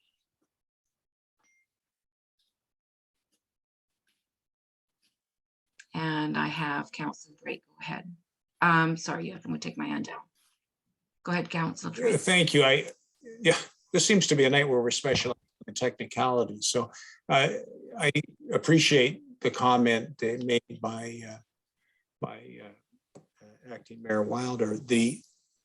I think it is best that we have the entire council here before we make a decision of that form. I would also have a motion to that effect. I have no difficulty with what's being proposed. I agree with the recommendation in point of fact, but I would say we do have TransLink in the process of working with us, and I would like to hear from them, which is, I gather, is going to happen in a few weeks. I would reiterate the point that nothing we have done thus far commits us to expend dollars on a design that we, in the end, decide we don't want. I mean, that's up to council to decide. Maybe it'll pass, maybe it won't pass. But I do want to hear from TransLink, and I do want to get a sense from them as to how flexible they're prepared to be. If I had to guess, I would say they will not be flexible enough to allow us to do something that meets the sort of expectation of a path that I think most of us have in mind. But we should give them that opportunity, in my view. And then secondly, if we are talking about, I mean, I've heard from several people who have said, what's your plan for the entire village? It's all well and good that you've got in mind a few hundred meters that can be done currently under a 4-year cycle. And I appreciate that comment. We need to have a sense of what the cost is to do what we would like to see done along Belcarabé Road and perhaps elsewhere as well. But that is something that really needs to be done by an engineer. I mean, the point that Stuart makes, I think, is very valid. It may well be that we simply cannot even do what we want to do, but we need to know that. We can't just go off doing it after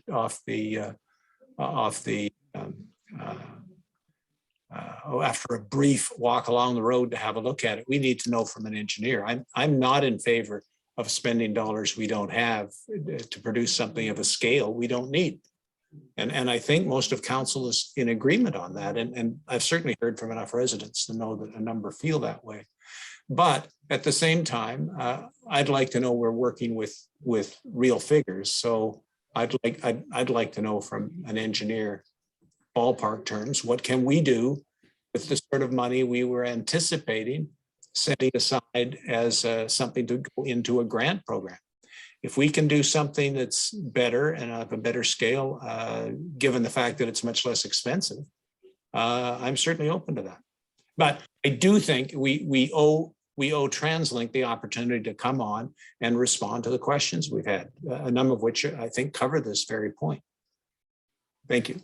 Agreed. Thank you very much, Councillor Rick. And our last question for the evening will be John Snell. Councillor John Snell, go ahead. At the risk of being chastised for being a third-time speaker, can this conversation be regarded as we won't call it? We're not calling it a path. We're not calling it a trail. we're looking at a shoulder enhancement program. So let's from this point forward call it a shoulder enhancement program. Yeah. And I think it, as I say, we're not doing a motion tonight, but if we were, then I would move that we investigate the possibilities of getting into a shoulder enhancement program as soon as possible. So at least we have some answers on that side. But as we're not having a motion, but that's the end of that. But I think as a shoulder enhancement program is what are the words we should be using from this point forward for that style of improvement for pedestrian safety. And a lot of it is probably little more than maintenance, just the same as we clear ditches and culverts on occasions. Then certainly we can be clearing up some of the scruffy shoulders, putting a bit more gravel down, clearing out with a narrow bucket, and so on and so forth. So I'll shut up. You've heard enough of me for tonight. Thank you. Okay, thank you very much. There being no further business from council, I do say that we do have Rob Begg on, but we don't take speakers under new business. Is that my understanding? Under new business. So that being said, we're going to conclude new business and we're going to go into item number 11, which is public question period. And do we have any questions from the gallery? And I have Rob Begg's hand raised. Go ahead, Rob, please. Thank you. Sorry, I didn't want to miss the public question period. No, I got you. You know where I was going, right? Final questions. I think it's appropriate that we're talking about paths and upgrading and making them safer. And it's appropriate that Mayor Ross is not here tonight. So I'd like to talk to something that's very near and dear to my heart, and that is private use of public property. And I know that Mayor Ross would be conflicted as he's just finished a major upgrade on a driveway and parking area. And to Councillor Snell's point, between the two properties on Tatlow where it meets Bedwell Bay Road, there's approximately 6 to 10 feet of that 66-foot road allowance that's left when you look at either side. And I've also challenged some councillors to go and take a look at it. What I'd like to see is council moving toward a policy that lays out this private use of public property.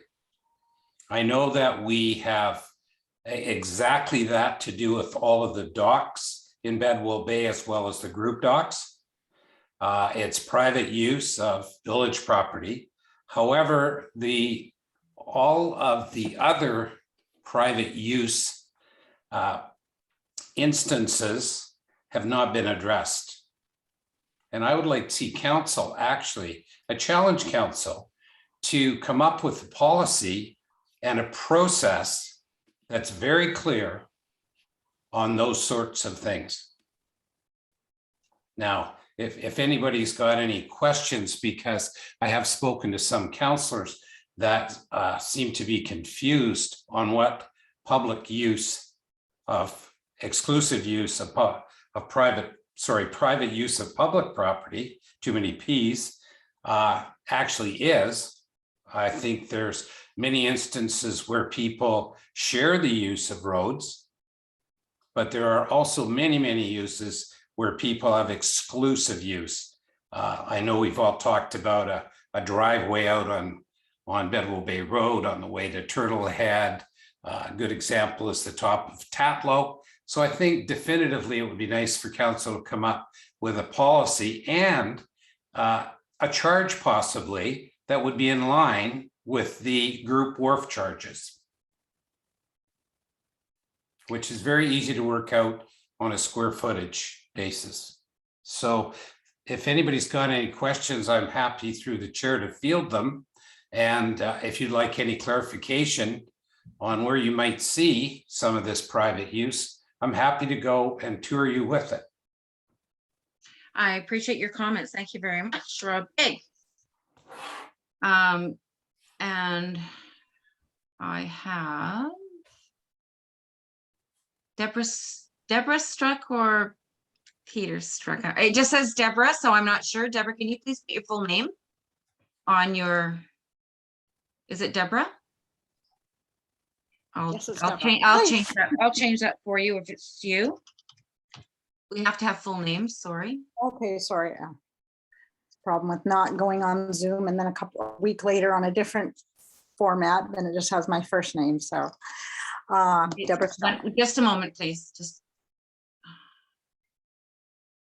name. Not letting me rename it. Oh, it's not letting me rename it. Or can you do that? Let's see if I can rename. Unless you can do that yourself, Deborah, please. We have to have first and last names. Oh, I've got it here. Sorry. Okay, I got it. Thanks. Okay. Sorry, Deborah. It's the rules. That's okay. Go ahead, Deborah Struck. Yeah, this is something that I've spoken to over the years. That same idea that where people are using public land, and then of course with the docks, if they're going to be charged a fee for using a portion of it, I guess that's the HEA, I'm not really sure, then that same should happen with those residents that are using public land for private use. Yeah, I'm just going to agree with that. Because it kind of sets a precedent for anybody who ends up buying beside a road end. You would hate for people to just start this, oh, I think I'll use this, so I think I'll do that. So, right. Yeah. Thank you very much for your comments, Deborah. I really appreciate it. We really appreciate it. And Mr. Hirsch, Brian Hirsch, nice to see you. Go ahead. I just want to endorse Rob Begg's position that council should really seriously look at the exclusive use of these public property, to develop a policy and perhaps a bylaw. It needs to be applied to everybody equally. So I really endorse and encourage council to take what Rob said seriously in the days and weeks and months ahead. Thank you. Much appreciated. Thank you so much for your comments. I'm going to ask for one last call for anyone from the public to speak before we go to council. Last call for anyone from the public to speak. Not seeing anyone. I think I've given enough time here. I'm going to give last chance to council before I close public question period. Anyone from council need to say anything? Would like to say anything? And I have Councillor Drake. Thank you very much, Councillor Drake. Go ahead. Yes, thank you. I mean, I think Rob raises a challenging point. I just trying to think historically of all the instances where there is use made of public land throughout the village. I mean, it's not something we accommodate to the same extent today, but I would only observe, I don't doubt that it happens. I don't doubt that there's a number of cases of it. I guess I just shake my head at the scale of the work involved to do it. No matter how simple anyone thinks that will be, I think it would take us an enormous amount of time and effort. I don't object to it being done, but I just think we have a lot of other items to work on before it would strike me as being a high priority. I take your point, Rob, when you cite that there are instances of it. I'll certainly go have a look myself. And I guess the very first thing we should look at is what are the policies in other municipalities? Do we have anything similar happening in Anmore? I have no idea. I mean, there was a time, I'll just note, I mean, there was a time in Balcarra where, homes were built beyond the property line. And we've dealt with some. I've been on council when we had to deal with some of those. We've dealt with cases where, someone had built a fence on the neighbor's property. and didn't want the neighbor to touch it. I mean, this stuff it's just something that we pick up from a long, long history of being a small, initially, very rural recreational area into one now where increasingly we're having to be more disciplined. And I think you raised, Rob, a more disciplined approach to an issue that obviously a number of people feel strongly about. I'll stop there. All right. I've already called for last call from the public here. So I'm going to, we had Carolina Clark, you had your hand up for a moment. Did you change your mind? Yes. Okay. I just want to make a couple of quick comments. I do agree that at some point council has to look into private use of municipal property.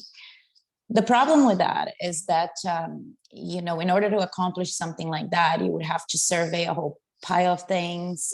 There's probably some people here for 20 years using some municipal land that they have no clue about it. Not everybody around the village has had their lots surveyed. What would be the end game? You would go after everybody. You would go after 2 feet, 10 feet. If they're using 2 feet, then everybody's screwed because everybody's driveway goes at least 2 feet down the road there to municipal land. But I think a better way to approach this without being too messy, it's going forward. The thing is, it's wrong if the village says yes to one person and no to another. So I would like to, I don't want to see that around here. But I don't know, out of principle, I don't know if I would go after everybody's house and go to someone there that's probably been living there for years. You're going to run into situations that, hey, I've been living here for 20 years. I had no clue half of my yard or septic field or whatever was on the road, was outside of my land. So I think that, that's opening a can of worms, in my view. If you try to do that, you have to do that with everybody. Or you take another approach, which is the approach of, okay, going forward, we need to make sure that this does not happen again, to protect our land. And another thing that I would like to see it done, not in this term, but at some point, Belcarra should do this, is survey all of their road ends to know exactly where the boundaries are. Because right now it's unclear. A lot of them are unclear. We have seven that have been recently surveyed. At some point, we have to survey all the 30 something that we have. Some of them are tiny. Some of them are like 10 feet. But we should have that survey. Yeah, but it would be going against my principles if I try to nick and dime everybody and try to say, hey, let's see if we can make a buck over something that you've been using for 20 years. But I do agree with the point raised, which is I've seen people getting denied.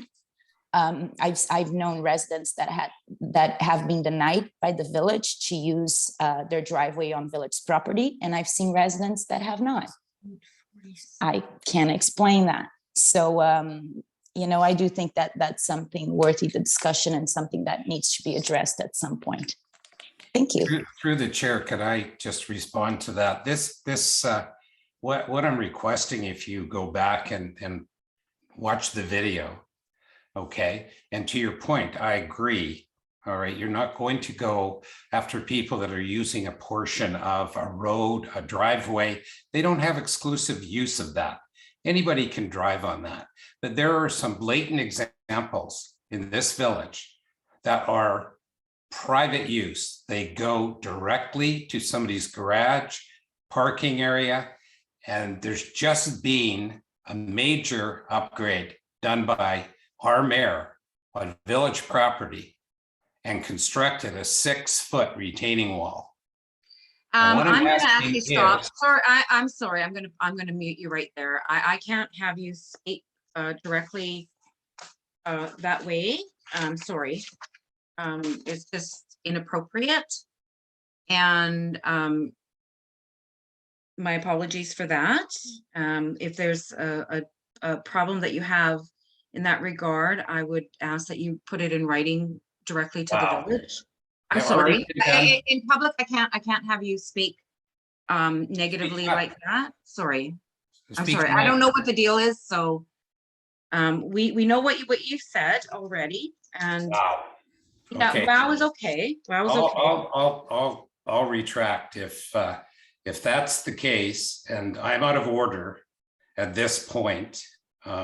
It's videoed. I guess we'll find out. Thank you. Yeah, and that's Wow, fine. that's just And if I'm out of unbelievable. order, that's fine too. So I've already asked for final comment from all the public. I see Deborah Struck has put her hand up. Unfortunately, I can't ask you to speak anymore because we've already asked for final public comment. Rob was able to speak because it was he was still on the, it was still his comments. And we're still bantering back and forth on that. I hope you appreciate that. And I just want to know if there are any other, just let me pause that just one moment. We are at 8:47. No, I can still, I apologize. I can still take another public comment. I can. So Deborah, if you did want to, I'm sorry for cutting you off there, Rob. But if it was a negative comment directly against the mayor, a specific item, I think that needs to be addressed in writing to the hall, if that's appropriate. And feel free to do that, please do. Okay. We can't comment on it. All we can do is listen. For clarity, that's already being done. Just so you Okay, know. that's perfect. Thank you so much. It's just, we can't comment on it because we don't know, like we don't have the facts. And it's, anyways, Deborah, you did have your hand up and I think I cut you off a little early. I was just checking the time here. And if you did want to speak, please go ahead. Sure. I don't know. Yeah, I was kind of surprised because I don't recall Rob being negative, presenting facts. Sometimes when facts are We don't not know if it's good a fact. facts. We don't know if but- it's a but- fact or not. Okay. Yeah. And so that's all. I just was hoping to say that there could be Correct. clarity to do with, We don't know if it is or not. So walking down the pathway and checking things out. I guess where I have the biggest problem to do with things now is knowing, I think a few years back is when there was a policy or something put forward that nobody could any longer do things across the road ends, and hence people were turned down in their building applications. But since then, there have been a couple that were, and I think they're like, it just needs to be either yes or no, people can or can't. And of course, when you've got people and I just don't want any speculation. ago built, yeah. And I appreciate that. Thank you very much. And I have Joe. I'm sorry, Deborah, are you finished? I apologize. Yeah, that's okay. That's okay. Kind of the way politics go, right? And Joe L, I'm just looking at our time here and we have about 5 more minutes. So I have Joe Elworthy. Go ahead. Mine will be pretty quick. Thank you. And, I think, and again, I was quite prepared not to speak, but obviously this start coming and going all over the place here. And not that it isn't an important issue, but it's a huge, significant issue. And I just would like to comment. Now, I think council has got its work cut out for it between now and November, with the amount of projects that are out there, including wharfage issues. There, 2 councillors are going to be left to make decisions. I don't even know how that's going to work. I'm not going to bring it up, but I'm just saying, I don't even know. I can even figure out how you're going to get through where you're going to get. You take on a project like this, sure, it's important. Sure, it's equity is important to everybody in fairness. But I think you need to focus on what your priorities are, what you set down, what you set out to achieve, and stay the course in that. Other stuff's important. Thanks for people for bringing them up. But when it's major, stick to your major projects will be my suggestion to you. Thank you for allowing me that comment. Thank you for your comments as always. And I have Councillor Drake, please go ahead. Thank you. I just wanted to say first that, I agree with Deborah's comment.